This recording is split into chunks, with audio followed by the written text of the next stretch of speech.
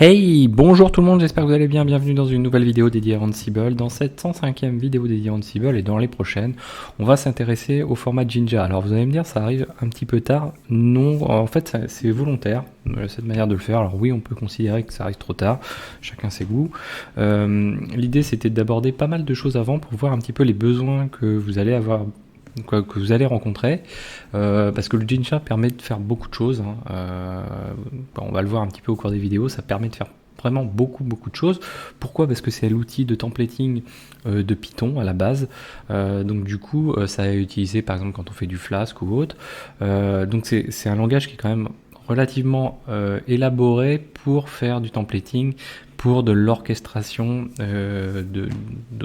du système ou de la CI/CD, etc. Donc c'est quand même très élaboré, même on pourrait dire presque trop élaboré pour ça, mais vous verrez que c'est jamais trop élaboré de toute façon, on peut pas dire de quelque chose qui est trop élaboré.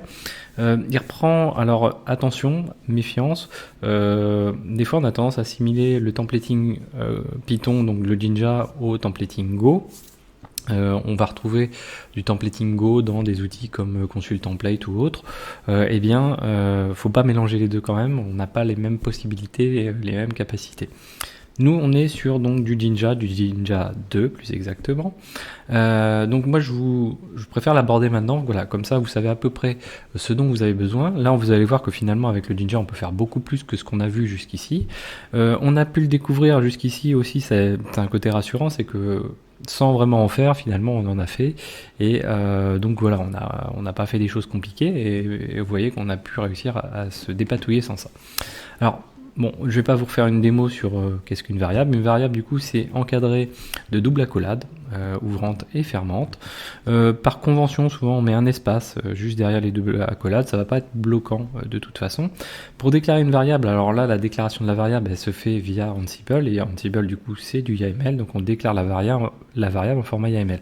Vous verrez que potentiellement, on verra ça plus tard, on peut déclarer, créer des variables dans le Jinja également. Alors c'est plutôt à éviter, alors qu'on utilise Ansible, on va pas, mais il faut éviter au maximum, et ça peut être délicat par moment, de faire des mixtes. Ça c'est plutôt un conseil que je peux donner, un conseil. Voilà, c'est mon avis, de faire des mixtes trop importants, c'est-à-dire il faut trouver un équilibre entre le Jinja et le Ansible.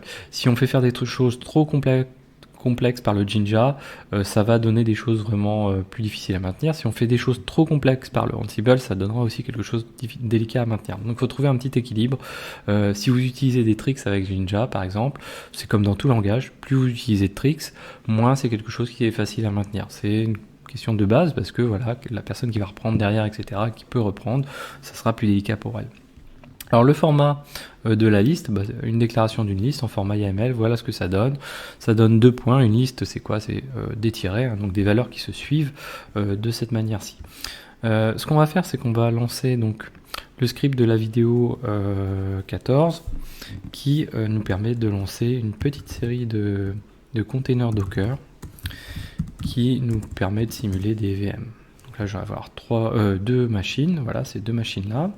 Ensuite, je vais lui passer un tiret Ansible, ça va me permettre de créer l'inventaire et tout ce qui va bien, et de pouvoir démarrer rapidement du développement Ansible. Je me mets dans du coup, il m'a créé le répertoire Ansible dir, je retrouve mon inventaire, etc. dedans, tout est déjà pré-rempli, j'ai déjà mon inventaire avec mes 2 machines qui est renseigné. Donc je vais créer un new file, playbook.yml, ok. Ensuite, de toute façon, on va déclarer l'entête classique d'un playbook, on va dire Jinja 2. Voilà, les hosts, on va dire qu'on fait tourner ça sur tous les hosts, et puis nous on n'a pas besoin de faire de bicom ou de choses comme ça, parce que le but c'est de rentrer dans le vif du sujet directement. Donc on va déclarer, alors là on peut passer des lignes, c'est juste par souci de clarté. Hop. Voilà, comme ceci. On peut déclarer des variables avec Ansible, rappelez-vous, comme ceci. Donc on respecte bien l'indentation. Et là, on va pouvoir déclarer notre première liste. Alors, je ne sais pas comment j'ai appelé items. Et cette liste, donc là, soit on a le choix de mettre la tabulation, soit comme on est sur un principe de tiret quand on utilise une liste, on peut se mettre juste en dessous, il n'y a aucun souci. Donc là, on va dire valeur 1, valeur 2... et valeur 3. Donc pour l'instant, on ne fait pas de Jinja, on fait du YAML pour Ansible. Donc le Jinja, c'est ce qui va faire que vous allez, la manière dont vous allez utiliser ces variables par la suite. Donc pour utiliser ces variables, ensuite, il va nous falloir des tasks. Nous, on va utiliser une seule task. Donc ici, comme ceci. Donc on va en faire une. Ça va être un copy. Donc on va utiliser le module copy. Et on va utiliser, donc nous on va pas repartir d'un fichier, on peut réutiliser le template aussi qui utilise le Jinja assez librement. Ansible globalement utilise le Jinja, hein, ça va être soit dans la ligne, dans les modules directement, soit dans le templating Jinja spécifique, soit dans des inclusions de blocs, soit dans des déclarations de variables aussi, on peut éventuellement le faire. Donc là on va rajouter content, et là nous on va déclarer un bloc. Donc ça, on l'avait vu brièvement dans le module copy, on a vu ces différentes options. Donc on peut, plutôt que d'envoyer un fichier directement, on peut passer du contenu qui va être déclaré à notre content, notre source en fait, pour notre module copy. Donc là, alors est-ce qu'on part sur ça? Ouais. Ah oui, alors il y a des petites choses qui sont intéressantes aussi quand même. Alors, on va faire deux tasks. Hop, voilà, pour commencer, on la supprimera après l'autre. Celle-ci, donc on va lui faire un debug. Bon, je ne suis pas original dans le nom des tasks, mais bon, faut mettre un nom de task, c'est préférable de le faire. On peut s'en passer, mais on peut le faire aussi. Et là, on va avoir un message. Et là, c'est vrai que ça, je ne l'ai pas souvent utilisé. On peut aussi, dans le cadre du message, déclarer un bloc, c'est du format YAML, donc on utilise le pipe, et derrière, avec une indentation, on va pouvoir déclarer un ensemble de choses. Nous, par exemple, ici, ce qu'on va pouvoir faire, c'est donc une boucle for. Donc nous on va vouloir des items, donc souvent c'est bien d'utiliser, hein, c'est classique hein, dans beaucoup de langages. On va utiliser le pluriel pour la liste et le singulier pour chaque élément de la boucle en question. Donc là à la fin on n'oublie pas de finir avec un n for, et du coup on va faire notre boucle. Notre boucle, là on va pouvoir désormais appeler la variable. Et la variable, c'est ce qui est généré par l'itération. Et donc là, on va avoir un double accolade. Par convention, je passe l'espace, et je le rentre comme ceci. Ça, je peux l'utiliser aussi dans mon content ici de fichier, qui reprend le même principe. La différence, c'est que ici, ça va être un debug, donc ça va être ce qui va être affiché à l'écran. Et ici, c'est ce qui va être poussé quelque part sur les machines distantes. Donc là, on va mettre ça dans /tmp, par exemple, /xavkey.txt. Ok, à côté, je vais ouvrir juste, hop, on va faire comme ceci. Voilà, je me rends sur une des machines. Voilà.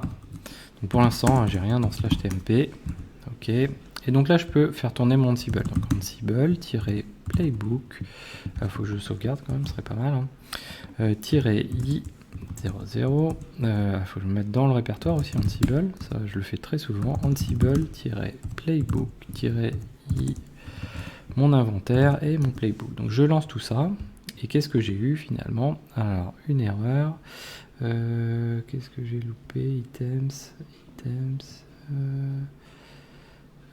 Ah oui, hop, déjà ça démarre mal. C'est de la simple accolade ici. Voilà, donc simple accolade sur la boucle for. Le double accolade, c'est uniquement, donc vous voyez l'erreur à pas faire déjà. Le double accolade, c'est uniquement pour la variable et l'affichage qu'on va avoir après. Donc là, on va relancer, toc, voilà. Donc là, on a le debug qui nous affiche le résultat. Vous voyez qu'ici, on a le changement de ligne, hein, l'anti/n. Et derrière, il nous a fait, pour copie, il nous a fait ce qu'il avait à faire. Donc en gros, on peut se rendre dans /tmp. Cette fois-ci, j'ai bien mon fichier xavkey qui est là. Ok. Et avec les valeurs et un espace à chaque fois, un retour à la ligne à chaque fois. Alors le petit trick qu'il y a, Ansible n'est pas énormément sensible vis-à-vis de ça. Des outils comme Salt sont beaucoup plus sensibles encore à ça. On peut utiliser le moins du 6 à deux endroits. Si par exemple, ici on veut faire une boucle mais on veut pas de retour à la ligne. Et là on se dit, bon, bah, qu'est-ce que je vais faire? Alors on va tenter cette méthode-là. Voilà, hop, je sauvegarde, je lance, toc. Voilà, donc là il a tourné, hop, et on va regarder Du coup, là, qu'est-ce qu'il nous a fait? Il nous a bien supprimé l'espace. Par contre, en termes de lecture, on peut se dire, ouais, c'est quand même assez moyen de fonctionner comme ça. Pour éviter ça, il y a deux endroits où on peut placer un petit moins. Soit on le place ici, juste derrière le item. Donc là, si je le relance, toc, voilà. Là, si je refais un 4, vous voyez qu'il m'a bien supprimé aussi l'élément. Soit sinon, on le met au tout début du N4 ici. Donc en gros, ça a supprimé les caractères de fin de ligne, tout simplement. On peut aussi supprimer les caractères de début de ligne avec cette partie, quoi, en rajoutant un petit tiret, un petit moins devant le for. Donc là, si je le fais, voilà, j'ai bien supprimé. Bon, nous, on veut quelque chose d'un petit peu plus facile à lire dans les exemples que je vais vous montrer, parce que vous allez voir qu'on va avoir des choses intéressantes. Alors ça, c'est la liste, on va dire, simple, classique. Ensuite, donc ça, on l'a vu, hein, ouais. Ensuite, donc, on a le dictionnaire, qui est très souvent utilisé en Python, très pratique quand on fait du déclaratif. Une liste, finalement, c'est pas riche, c'est plat.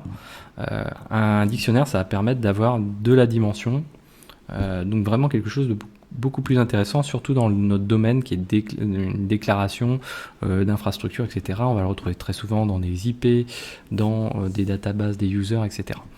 Donc, premier cas, le cas le plus simple mais le moins courant, c'est le dictionnaire avec une clé simple. Et là, finalement, ça s'utilise comme une liste standard. Donc si je sauvegarde, je relance comme ceci, finalement je vais pas avoir de modification. Hop, j'ai une petite typo quelque part. Name. Ouais, j'ai supprimé le task. Pourquoi je l'ai supprimé? Je ne sais pas. Donc là, si je sauvegarde, je relance. Voilà. Donc là, si je refais mon cat. Donc là, il m'a fait, vous voyez, quelque chose qui est plutôt... Alors, j'ai bouclé, j'ai dû boucler 2 fois. Oui, alors, hop. Donc là, il nous a pris chaque élément, et pour chaque élément, il a joué le fait qu'il était sur un dictionnaire, et donc il a itéré sur chaque caractère, quoi. Donc ce qui n'est pas forcément ce qu'on recherche. Donc la vraie liste, on va revenir tout de suite au fait. Le vrai dictionnaire, c'est celui-ci. Donc avec un format... Hop là, j'ai été faire une bêtise. Donc avec un format clé-valeur. On va le retrouver tout de suite. Voilà, avec ce format clé-valeur classique. Donc on va retrouver key1, 2 points. Et là on est toujours en format YAML, key2 et key3. Donc voilà, comme ceci. Donc là j'ai mon dictionnaire. Et je vais pouvoir l'utiliser. Alors si je reste sur ce dont j'étais jusqu'ici, que je lance, je check mon résultat, hop, on va revenir comme ceci. Qu'est-ce que j'ai? Là, il m'a récupéré uniquement les clés, qui est 1, 2, 3, ok. C'est comme si j'avais des clés, mais sans utiliser valeur. Pourquoi? Parce qu'il est en format de liste un peu classique, et il ne gère pas l'aspect de la dimension, du 2 dimensions finalement, du dictionnaire. Donc pour faire ça, c'est comme en Python, on va utiliser la méthode items ici, et items, du coup on va pouvoir lui dire, bah écoute, d'un côté tu as quelque chose qui va être l'item par exemple, on peut ne pas changer la valeur, et puis après c'est la valeur qui est après, donc on peut mettre valeur, on peut mettre data, ce que vous voulez. Donc là si je sauvegarde et que je lance, je vais avoir le même résultat. Mais si je veux compléter ici, maintenant j'ai une deuxième variable que je vais pouvoir utiliser, par exemple, comme ceci, data. Ou sinon je peux même le mettre à la suite, peu importe. Hein. Bon, après on est vraiment dans l'ordre de la mise en forme, hein. C'est plus vraiment l'intérêt de la chose pour nous. Donc là si je le fais, voilà. Du coup là j'ai réutilisé mon bloc de clés à gauche et mon bloc de valeur de data à droite. Donc ça, c'est ce que permet de faire item, avec un dictionnaire. Alors vous allez voir des petites choses comme ça, il y en a plutôt pas mal. Hein. Ensuite, on peut faire une liste de dictionnaires. Donc là, c'est un petit peu différent. Une liste de dictionnaires, alors ça, on l'a déjà utilisé. Vous n'en avez peut-être pas aperçu, mais par exemple ici, je vais faire key1 valeur 1. Virgule, key 2, 2 points, valeur 2. Voilà, je fais du français et de l'anglais, bon, c'est pas terrible, mais voilà.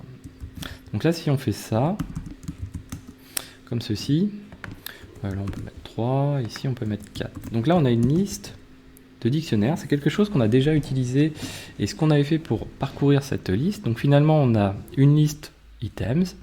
Donc je vais la parcourir comme une liste. Et à l'intérieur de cette liste, je vais avoir mon système de clés valeurs que je vais pouvoir utiliser. Alors non, je vous dis une bêtise. Hop, voilà, comme ça pour l'exemple. Là, celui-ci, on va le faire comme ceci. Donc là, on a, par contre, là c'est la valeur qu'il fallait changer simplement. Hop, voilà. Donc là, on a notre élément de base. Et ici, je vais pouvoir dire, ok, j'utilise... alors, on a deux manières de l'utiliser. On va pouvoir dire, ok, moi ce que je veux... alors, dans l'exemple... Ouais, non, j'ai utilisé simplement. Donc on va le faire simplement comme on l'avait utilisé au cours des vidéos, vous n'en êtes pas forcément aperçu. Ici, on va utiliser donc item, et puis je vais dire, tiens, je veux key2. Et puis derrière, je veux item.key1. Voilà. Et si je sauvegarde ici, que je relance, là je vais avoir à peu près la même chose que tout à l'heure, mais j'ai inversé les valeurs. Non, là j'ai fait la même. Key. Ah oui, j'ai mis des valeurs de toute façon partout. Ok. Item. Data. Ah, mais je suis resté, c'est pour ça. Ok, on peut tourner en rond. C'est pas la panacée ce soir. Donc, du coup, je parcours chaque élément de la liste. Et pour chaque élément de la liste, donc pour chaque itération qui s'appelle du coup item, ça, un bloc entier c'est item, un bloc entier ici c'est item. Donc item prend, je veux récupérer la clé de item. Et donc du coup, si je fais ça, là si je regarde, voilà ce que j'ai fait. Donc j'ai récupéré chacun des éléments. Pourquoi? Parce que si j'interroge juste item, ici, il comprend mon dictionnaire. Donc là, je peux même l'afficher si je le veux. Là, voilà. Vous voyez que je retrouve bien mes dictionnaires. Donc je suis bien dans ma liste de dictionnaires. J'ai parcouru vraiment tranquillement. On peut avoir ensuite, alors ça on l'a fait, ça on l'a fait. On a donc le dictionnaire de dictionnaire. Tiens, j'ai pas mis l'exemple. Si.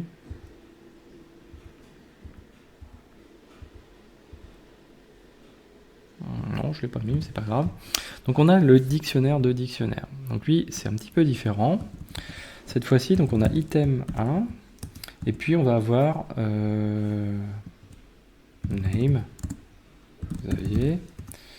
Ouais, non, on va mettre ouais, city, 2 points. Quand, voilà. Item 2, on va avoir name, Xavki, city, Paris. Voilà, on va faire un truc comme ça. Donc là, on va pouvoir parcourir ces éléments-là. Alors c'est un tout petit peu différent. Là, on est dans le cas... voilà, on va parcourir comme ceci. Toc. Ici, j'aurais dû avoir mon exemple, je ne l'ai pas mis. C'est pas grave. Donc si je récupère ceci, on va remettre l'indentation, très importante. Donc là, qu'est-ce que l'on va faire? On va parcourir chacun des items de item, c'est-à-dire item 1 et item 2, ce qu'on va faire ici, et on va considérer que eux représentent un index. Donc comme si dans une liste un petit peu classique, on a un index, donc le 1, le 2, le 3, et ça représente l'endroit où se situent les valeurs en question. Donc là, pour l'item 1, par exemple, ben, on va avoir ensuite le nom, que je dise pas de bêtises, item 1... Donc là, je peux récupérer le nom ici et la ville ici. Parce que grâce à mon index qui est... donc je vais parcourir chacun des index, chacun des premiers éléments qui sont là comme si c'était une liste. Et ensuite, je vais prendre chacun des éléments de cette liste-là pour considérer que c'est un index. Et je vais récupérer dans items l'index en question, les valeurs de l'index en question, tout simplement. Et la valeur de l'index en question, finalement, c'est ce dictionnaire, tout simplement. Donc si je le lance, comme ceci, je vais me retrouver avec un résultat qui va reprendre le nom et la ville juste à côté. Une manière aussi de l'afficher assez simplement, on peut aussi remonter et se dire, si je supprime ces éléments-là, Qu'est-ce que je vais afficher? Hop, voilà, on va le faire tourner. Bon, de toute façon, vous vous doutez du résultat. Je vais afficher cette fois-ci mes dictionnaires, c'est-à-dire chacun des blocs qui est ici. Parce que j'itère sur le nom qui est là, comme si c'était une liste, et je passe cet élément-là comme index de items pour récupérer la valeur de chacun de ces éléments-là. Voilà. Alors, ensuite, donc il y a une deuxième méthode aussi pour le parcourir, qui est la méthode toujours avec items. Donc si je fais un items.items de ceci, que au lieu de faire ça, alors comment je l'ai fait lui, ouais voilà, donc on a nos items, on a la data à l'intérieur. Là, si on demande simplement, si on récupère simplement les items, qu'est-ce que ça va nous afficher? Ça va nous afficher item 1, item 2. Vous en doutez, voilà, toc, item 1, item 2. Ensuite, data, finalement, ça représente tout ce qui est contenu dans item 1 et dans item 2. Donc du coup, je vais pouvoir utiliser data directement, par exemple, comme ceci, data, point. Et là, je vais dire, bah tiens, je veux le nom, par exemple.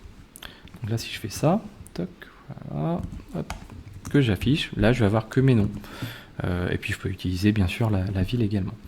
Donc, très important aussi, donc cette manipulation-là, qui peut être... Donc, ce format-là, on le retrouve quand même très souvent au niveau de Ansible. Il faut bien savoir naviguer et se dire, ok, ici, ça, ce premier élément qui est là, s'il n'y a rien derrière, finalement, on le manipule plutôt comme une liste. Même s'il n'y a pas de tiret, qu'il y ait un tiret ou pas, on va le manipuler comme une liste, ce premier élément-là. Une fois qu'on le manipule comme une liste, ensuite on peut le réutiliser pour dire bah, je veux accéder aux éléments qui sont contenus dedans, et donc je vais pouvoir lui passer soit comme index, soit sinon après j'utilise la méthode item. Pour les gens qui font du Python, c'est très intuitif, et du coup ça permet d'accéder directement aux éléments. Alors, donc ça on l'a vu. Yes. Ouais, donc là on peut refaire un autre exemple qui, ouais, si on va le faire. Donc on va repartir sur un autre exemple encore. Cette fois-ci on est sur un exemple plus simple où il y a moins d'imbrication. Donc on est sur une liste de dictionnaires qui contient d'éléments qui contiennent une liste. Comme ceci. Donc on a item 2, item 1, volontairement je ne les ai pas mis dans le bon ordre, vous allez voir pourquoi. Et derrière on déclare des éléments pour chacune de ces listes. Donc les listes item 1 et item 2. Si je veux les parcourir, donc toujours sur le même principe, on a donc l'item qui est le premier élément et ses data dedans. Si je veux récupérer donc les data ici, si je fais juste une suppression, comme ceci, donc si je vérifie, qu'est-ce que je vais avoir? Ben, je vais avoir simplement mes data. Donc je vais avoir mes deux listes, puisque je suis à l'intérieur de chaque élément. Et ensuite, je peux de nouveau parcourir la liste. Donc si je veux, je peux réimbriquer une deuxième boucle. Je vais faire un for d-in data, comme ceci. Je vais boucler une deuxième boucle for. Hop. Et bien sûr, j'oublie pas la double accolade pour déclarer la variable d que je sauvegarde ici, comme ceci. Donc là, si je check, j'ai quoi? Je vais avoir chaque élément un à un ici et avec une séparation entre les deux. Donc ça, c'est une chose. Maintenant, ce qui peut se passer, c'est que cette liste, elle n'est pas ordonnée. On veut peut-être l'ordonner. Donc pour ça, on va vouloir utiliser donc les fonctions qui sont un petit peu plus avancées. Donc là, c'est ce qu'on appelle un filtre. Dès lors qu'on va faire du pipe avec Jinja de cette manière-ci, c'est qu'on applique un filtre. Là, le filtre en question, pardon, c'est un filtre Jinja. Donc soit vous le retrouvez dans la documentation Ansible, soit dans la documentation de Jinja. Lui, il va permettre de trier par ordre croissant les items, donc c'est-à-dire le premier niveau. Donc item 1, item 2, vous voyez qu'ils ne sont pas dans le bon ordre ici, et quand on a affiché les éléments, ici, vous voyez que ça reprend bien item 2 et item 1 dans cet ordre-ci. Donc là, on va procéder à cette modification juste en reprenant dict sort. Donc du coup, le item, par défaut, il est appliqué directement, en fait. Puisque là, c'est le filtre lui-même qui va permettre de se comporter en fait comme pour un dictionnaire. Ensuite, si je lance, qu'est-ce que j'ai? Hop, voilà. Vous voyez que les deux listes sont inversées. Pourquoi? Parce qu'il a reclassé item 1, item 2. Si on veut le checker, c'est pas compliqué. On peut le faire tout simplement comme ceci, en lui repassant item ici. Hop là. Voilà. Donc là, si je lui repasse comme ceci, vous voyez que cette fois-ci, j'ai item 1 puis item 2. C'est-à-dire que ça a été, grâce au filtre, ça a été réordonné. Donc ça, ok. Ensuite, on peut avoir donc ordonné par les valeurs. Donc on va repartir sur un exemple plus simple pour bien s'imprégner du truc. Donc si on veut ordonner par les valeurs, on va partir sur un dictionnaire, chose de simple. Et ce dictionnaire est composé d'une clé et d'une valeur. Vous voyez que donc, les clés, peu importe, mais les valeurs ne sont pas classées dans l'ordre. Donc on a Z, D, A. Donc là, on est complètement à l'opposé. Pour remettre dans l'ordre cette chose-là, on va utiliser toujours dictsort. Par contre, on va lui spécifier qu'on veut le faire sur la valeur. Donc lui, par défaut, il va se dire, ok, je prends le deuxième élément, et c'est sur le deuxième élément que je vais le faire. Donc du coup, si on veut le voir, il va nous falloir la data. Voilà. Donc la data ici, du coup, elle est simplifiée hein, dans notre cas de figure là. Tout à l'heure, on avait une liste dans les datas. Là, c'est pas une liste, c'est pas quelque chose à deux dimensions, mais c'est à une seule dimension qu'on va retrouver directement. Donc c'est bien les lettres qui sont ici. Donc je sauvegarde. Si je lance, voilà. Donc je me rends ici. Qu'est-ce que j'ai? A, D, Z. Donc vous voyez que ça a été remis dans l'ordre alphabétique, tout simplement. Et je crois que c'est tout. Voilà. Donc là, c'était une initiation aux listes. Il y a des choses qui vont beaucoup plus loin avec Ansible. Hein. Souvent aussi, on peut être amené à manipuler du Jinja, du JSON avec le Jinja, ce qui est pas forcément, ce qui fait un mélange des genres en fait dans les manipulations. On ne sait plus très bien. On peut être amené à plus trop savoir très bien quand on est dans du YAML, dans du JSON et dans du Jinja. Bref. Donc j'espère que cette vidéo vous a plu. N'hésitez pas à la partager, à mettre des pouces bleus, à commenter et à vous abonner. Je vous dis à très bientôt sur Xavki.